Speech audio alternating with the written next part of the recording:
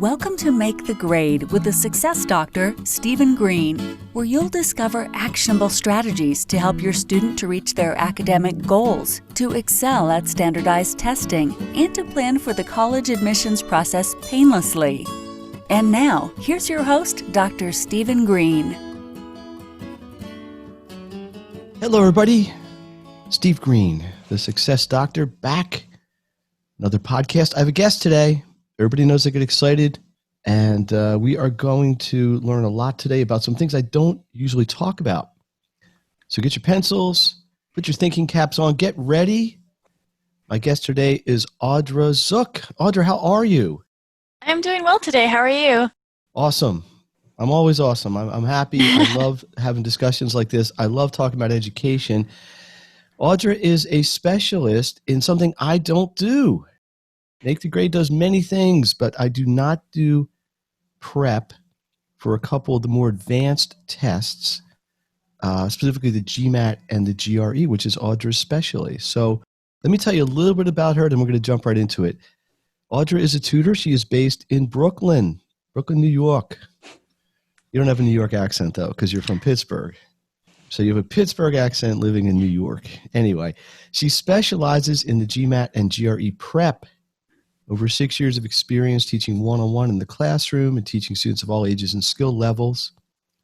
Personally, she's achieved top scores in several standardized tests, 750 out of 800 at GMAT, super impressive, 98th percentile. And this is even more impressive to me, 335 out of 340 on the GRE. That's really, really good. She's got a Bachelor of Arts from St. John's College in Maryland. And this is pretty cool. Double major. Philosophy and the history of mathematics and science. We'll have to talk about that. And a double minor in classics and comparative literature. So a very sagacious and erudite guest today. Before she started tutoring, she was a teacher in Arizona. So you've gotten around a little bit. Yeah. So let's start here. GRE, GMAT. Just tell everybody what they are, what the purpose of them is, and maybe a little bit about how you got involved in this. Yeah, so the GRE is the graduate school admissions test. So you can use that for a variety of graduate programs. It's the most common test that you'd be asked to take when you go to graduate school. And then the GMAT is the admissions test for business school specifically. Now, today a lot of business schools do accept both the GMAT and the GRE, but the GMAT is still preferred a little bit more. It's what business schools use to rank themselves. And so I got involved. I took the GRE when I was still in college, and I got a good score. And then I was looking for a job, and some people needed tutoring, and so I started tutoring it, and it just went on from there. And then I had a friend say, hey, you should look into the GMAT as well. And so I did that, and I started working on that too. So all that, I mean, you got such impressive scores, but you never actually went to grad school yourself. That's true. That's true. Although in the future I may be doing so. There you go. So to be specific, a GRE would be taken by a junior in college, senior in college, preparing to go to graduate school for general whatever, PhD, EDD in my case. GMAT, specifically business school, somebody going for an MBA, something like this. What do you think the biggest challenge is for these tests? I mean, where do you see people struggle, or why would they need a tutor or help for these exams? So a lot of times, actually, I will get students not when they're junior in college, but maybe 5-10 years out of school, and it's been such a long time since they've taken a test that they're really anxious about it. And, maybe especially for the math portion, they may not remember any of the formulas or anything like that. And so it can be kind of intimidating. And so, actually taking it in your junior year of college is a great idea, because then you're much better set up for success because you're already in that academic environment. So yeah, I would say that just kind of the testing environment itself is something that students can struggle with a lot. Yeah, I see that a lot with SATs and ACTs, where the standardized tests are an issue for people. You don't do them very often, so you don't have a chance to get that good at them. break down both tests for the listeners here. So what the GRE involves, what would people have to be competent with to score well on that test? So there are 3 sections in the GRE. There's the verbal section, which is so kind of basic reading comprehension, but also analyzing arguments, and let's see, there's another part to it. Oh, and sort of sentence completion. So so that's a little different. So that's actually kind of a lot of vocabulary. So knowing what words go in the blanks of sentences, what makes sense in the context. So that's one major part, the verbal, and then there's the quantitative or math portion. And that covers a lot of the same content as the SAT and ACT. Actually, a little bit less. It doesn't cover trigonometry, or algebra 2 type concepts. Okay. But there is a quantitative comparison part of that math section which they got rid of on the SATs. Yeah. So that can be a bit of a challenge where you basically have 2 quantities and you're trying to determine if one's bigger than the other, if they're equal, or if you can't tell. Those of us who've been tutoring since Abraham Lincoln was president. I helped you with them for a long time, and they were always problematic. Mm-hmm. I got to ask you a question because I know my audience wants to know the answer to this. Yeah. Are the readings on the GRE just as interesting, exciting, and captivating as the ones on the SAT and ACT? Absolutely. Yeah. Yeah, and a little bit of sarcasm, or just a little bit of sarcasm. Okay, so GRE, is it fair to say it's kind of sort of like an SAT next level or ACT structure? Yeah, right? I would say so. And big difference is that it is on the computer, which I know they're working on putting SAT, ACT on the computer, but it's not. So that's a little different. Sometimes that can take students a little bit. Is it exclusively online, or is there still a paper version at all? I think there is a paper version in some countries, not the U.S. if they have a lot of trouble. Kazakhstan or somewhere, right? Something like that. So I think they do still give it, but it's pretty rare. If you're taking the test in the U.S., you're going to be taking it on the computer. So there was with.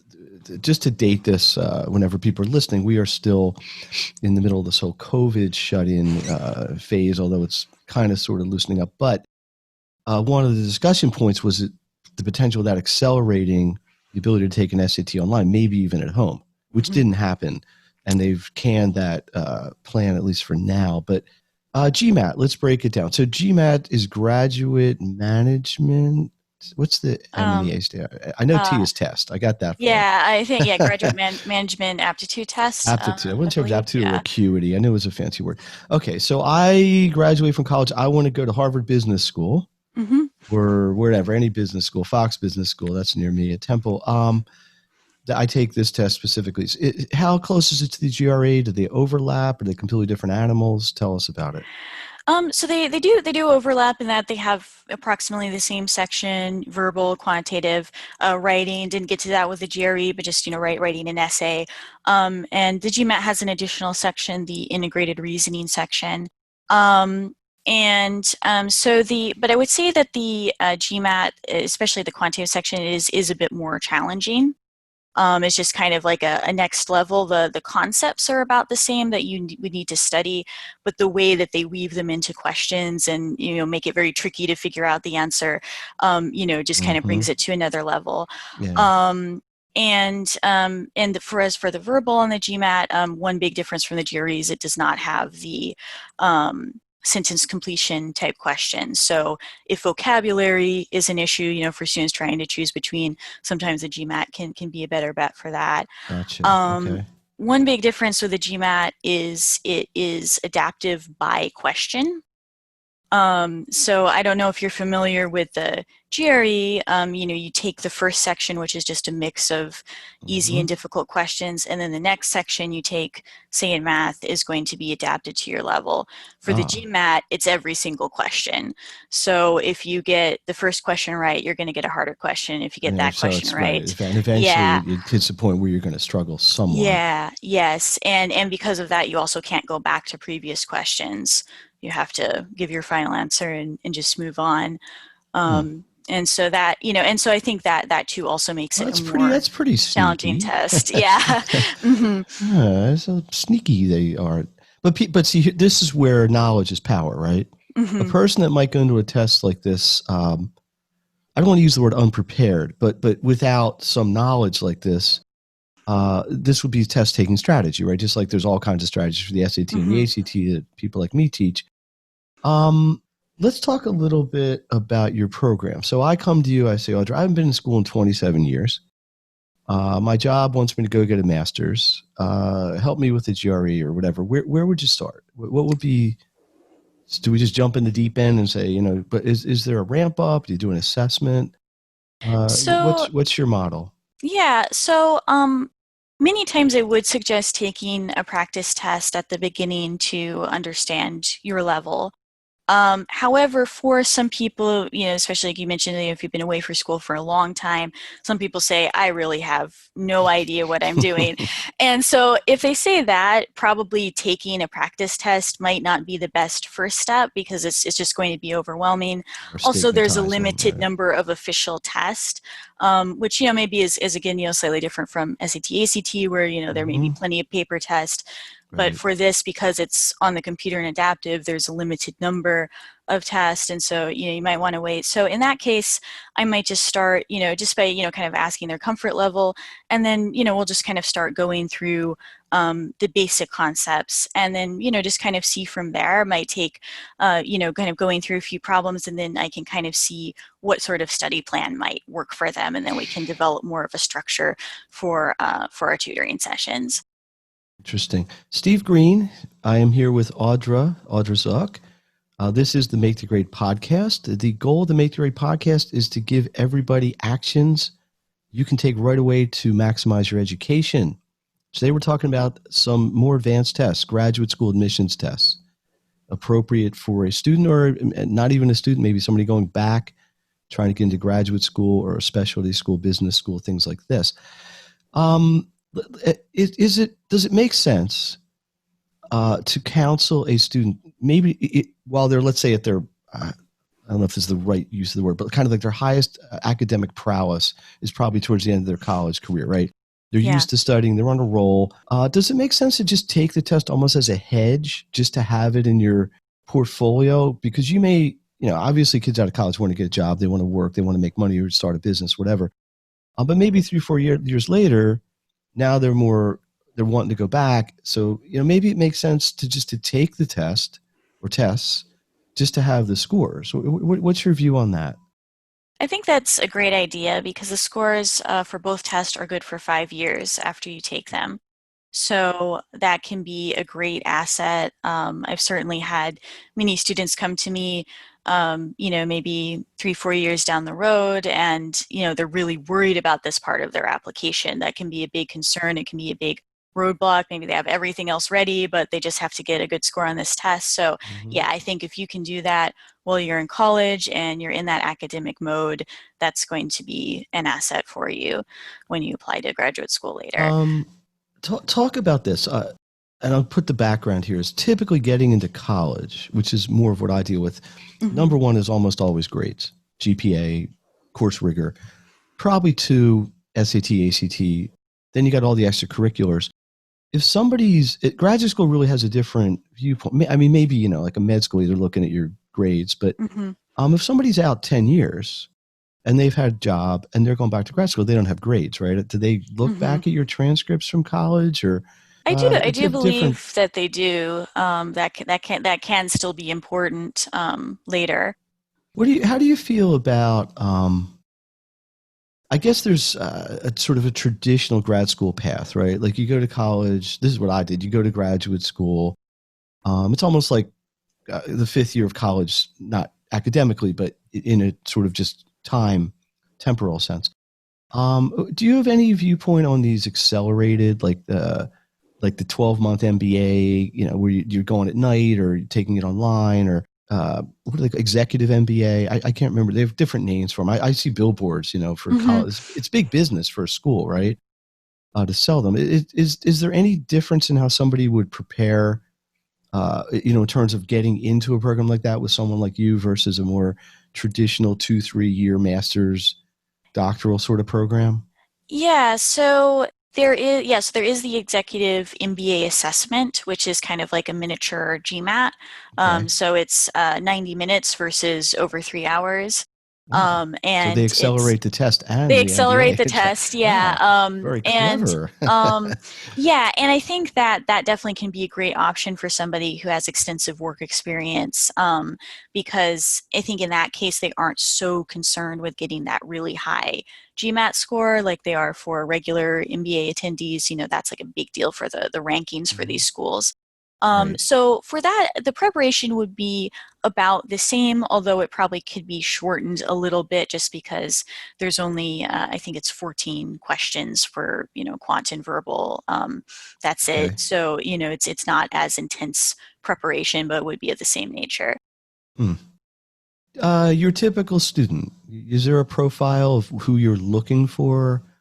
Who you typically would prefer to work with maybe, or who you feel you can get the most success with?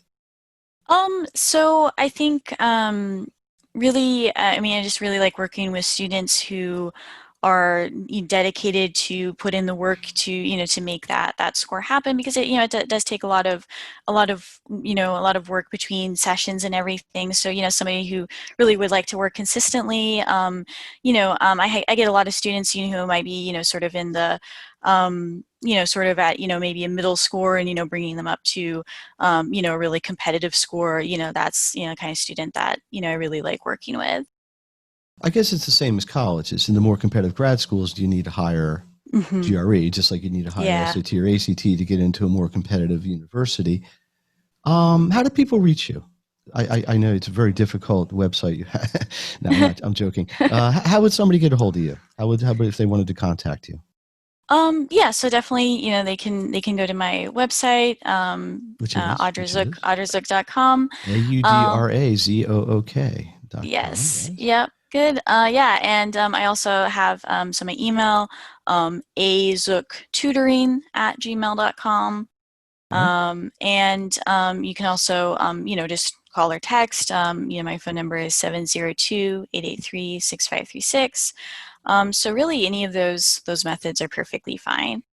And you got a Facebook group or Facebook page, Audra Zook Tutoring. Check that out. I got to ask you this: history of math and science.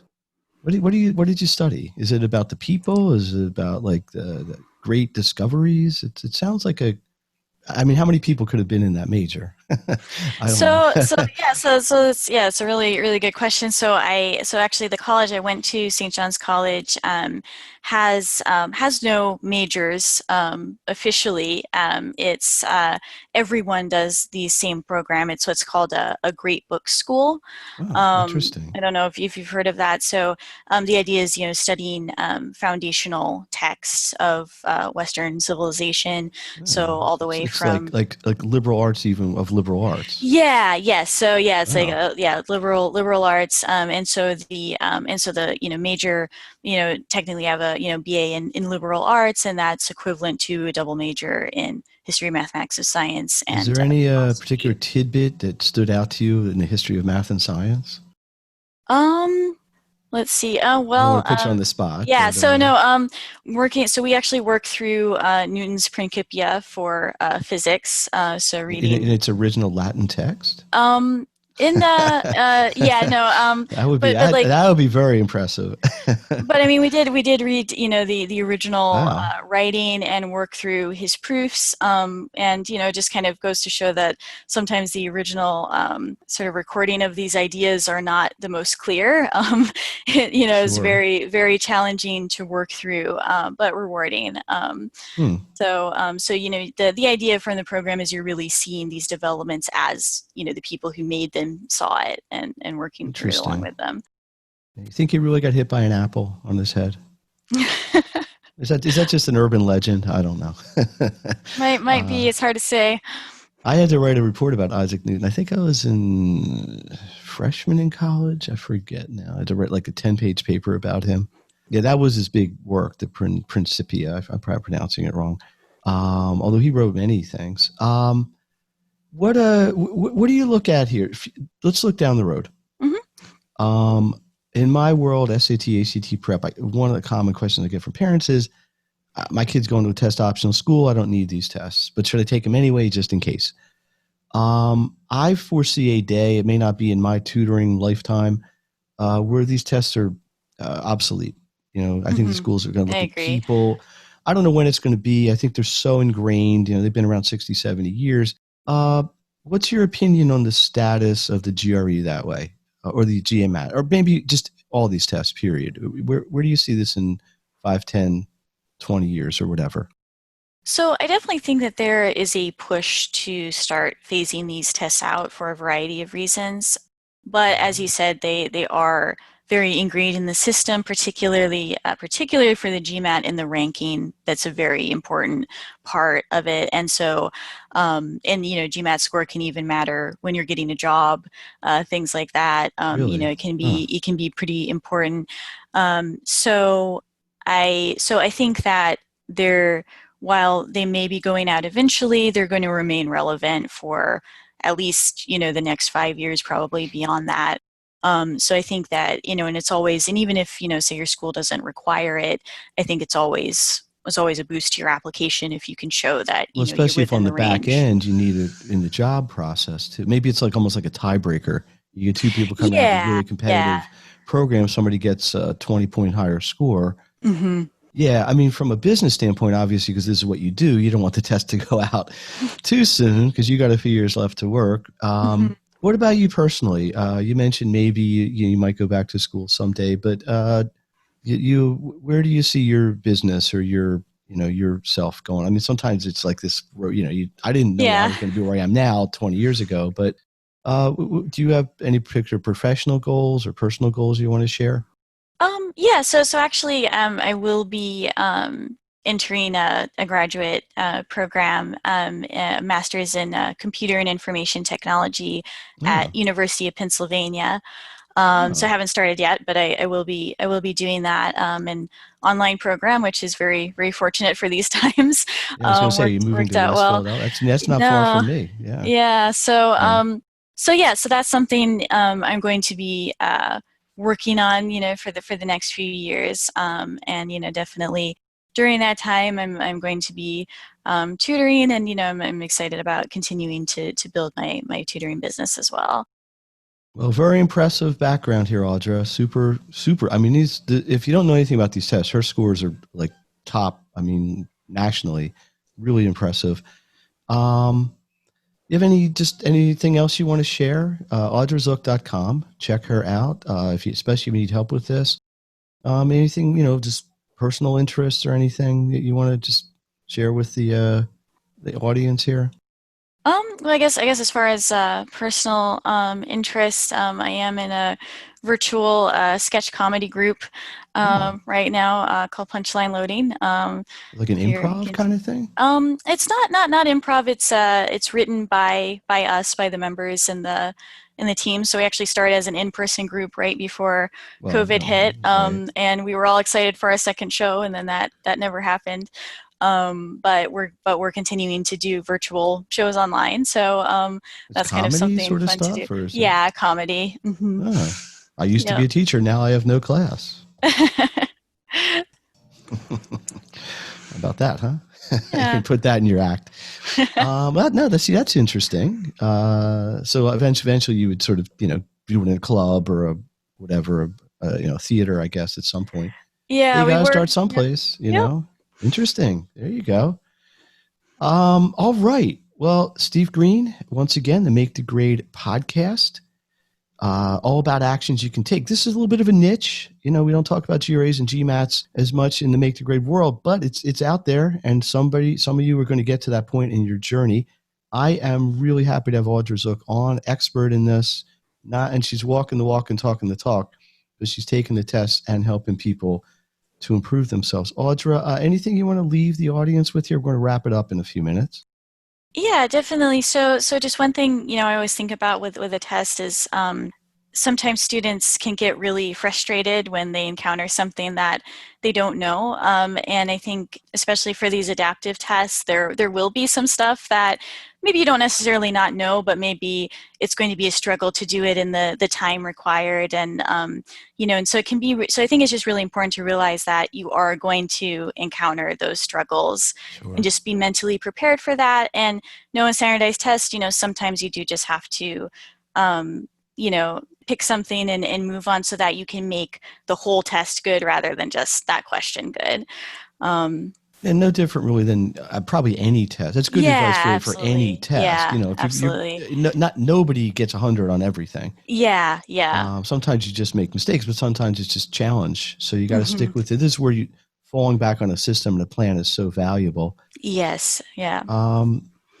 One thing I will, because let me throw this in, something I kind of forgot to ask you. The SATs and the ACTs are pretty much deadline based. There's a SAT in July or August and whatever. GRE, as far as I remember, you can schedule as you want, right? I mean, you can call up and schedule it and you go to a test center. Typically, how long will somebody need to prep for GRE? If somebody's going to take the GRE October or whatever, how long do you like to have a student that you're working with so you feel you can really give them a good, solid prep? I would suggest about 3 months. Okay. I think that's kind of the sweet spot of having enough time to prepare, but not so much that it's overwhelming. Yeah, or just boring. Yes, absolutely. No, not that you're boring, but I mean, but these things are so repetitive. I mean, it's just the same thing again and again and again. All right. Well, this has been very interesting. I learned a lot. This comedy thing intrigues me as well. We'll have to talk about it offline. What's your favorite food in Brooklyn? I don't know. Let's get some human interest stuff here. Favorite food in Brooklyn. If you don't, Brooklyn's very famous for its restaurants and food. Not that you can go out now, but well, let's see. This might not be a very cultured answer, but I really love sushi. But I love that anywhere. But there's a restaurant right across the street that I really love. Brooklyn, I don't know if it's known for its sushi. I know it's probably not known for its sushi, but that's the answer I'll give. I think Brooklyn. I think like pizzerias. I think Italian restaurants. I'm sure there's tons of good food up there. Yeah. Brooklyn. I think if Brooklyn, somebody told me if it was its own city, would be like the 5th or 6th biggest city in the country. Because it's part of New York. Yeah, it's part of New York City. Yep. Okay. All right. Well, thank you so much. We're going to wrap this up. Again, Audra Zook, thank you for coming on the Make the Grade podcast. I hope to have you back someday because I think there's a lot more we could talk about. But I would encourage my people out there, if you need help with this or you know somebody who does, please reach out to Audra. I think she'd do an awesome job prepping you for these really important tests because these are career-based stuff. By the time you get into these tests, it's not just to go to college. This is really, you're building your career, you're building your resume, and you're moving from there. I've got a lot of stuff coming up on these podcasts. We have a bunch of guests over the next 6 or 8 weeks. I think you're going to find this very interesting. As always, please leave comments. Please leave suggestions. Please subscribe to the podcast. Please share it. I really feel that the more people that hear this information, you get access to it, the more people we're helping. And that is really my mission in the biggest picture. So, Steve Greene, the Success Doctor. Audra, thank you for one last time, and we will see you next time. You've been listening to Make the Grade with the Success Doctor, Stephen Greene. If you enjoyed this episode, be sure to subscribe. For more resources and support, please visit makethegrade.net.